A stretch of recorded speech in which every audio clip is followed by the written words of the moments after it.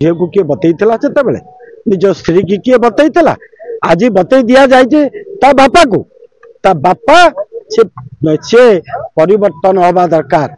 ये चोरों कथार ये अपारक सरकार कथार से चुप न रहा दरकार।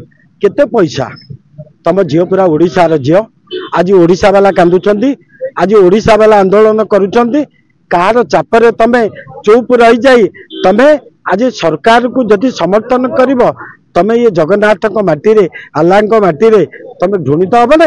तेणु आज विजु जनता दल से निष्पत्ति नहीं ये सरकार ये मुख्यमंत्री नौटिला पर्यंत एवं बलंगा पीड़िता को ये सत्यासत उन्मोचन नला पर्यंत ये लड़ाई चली आगामी दिन आहरी भयंकर रूपे चली। आज पुरी जिला समस्त सरकारी बेसरकारी अनुष्ठान बंद रही दुकान बाजार बंद रही गाड़ी चलाचल संपूर्ण ठप हो जाए। संपूर्ण पुरीवासी आज विजु जनता दल को समर्थन जनई ये बंद को सफल करने एवं बलंगा पीड़िता सहित जो अन्याय एवं अत्याचार है ता सहित न्याय हो पारला नहीं।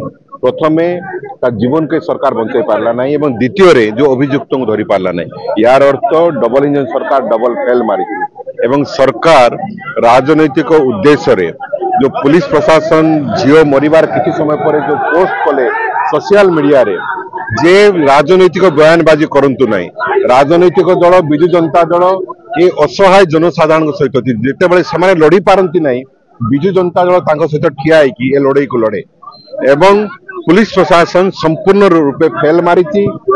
मोहन माझी जी के राज्यर मुख्यमंत्री होम डिपार्टमेंट मुखिया से फेल मारी सरकार रे रहिबा समस्त नैतिकता हरई एणुकरी ए राज्यर माँ भौणी छात्री असहाय अबला नारी मान सुरक्षित रखा ये बंद डाका दि जाए। पुरी आज पुरी जिला विजु जनता दल तरफ जिलार सभापति श्री उमाकांत सामंतराय नेतृत्व में आज हड़ताल डाकरा दि जाइतिला।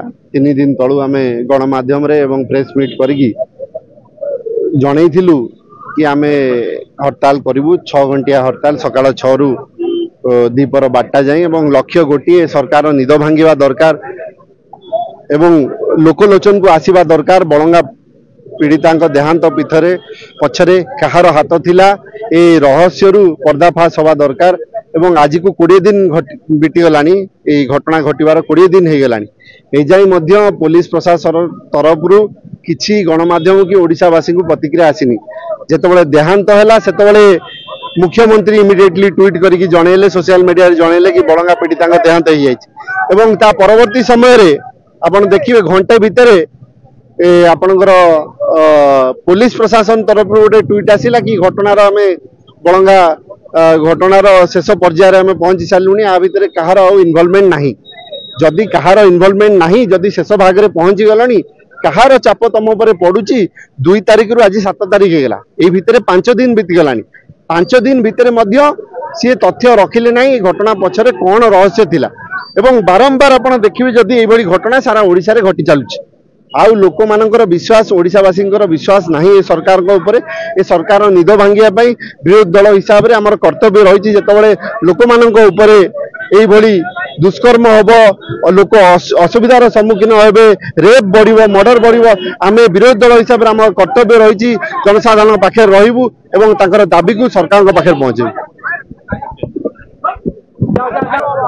सकाल 8:30 बेले घटना घटिला दिबालोक आउ पुलिस आज पर्यंत हाथ बांधी बसी कहीं या पछरे जी स्थानीय विधायिका उपमुख्यमंत्री अच्छा संपूर्ण हाथ रही सी जो दोषी को घंट गोड़िया को चेष्टा करुँच सी जेहेतु दलीय लोक से पूरा प्रोटेक्शन दौरान से चापरे पुलिस आज चेपाई की बसी धरुना दुर्बृत्त को दुर्बृत्त मैंने आज खोला मैदान में बुलूं।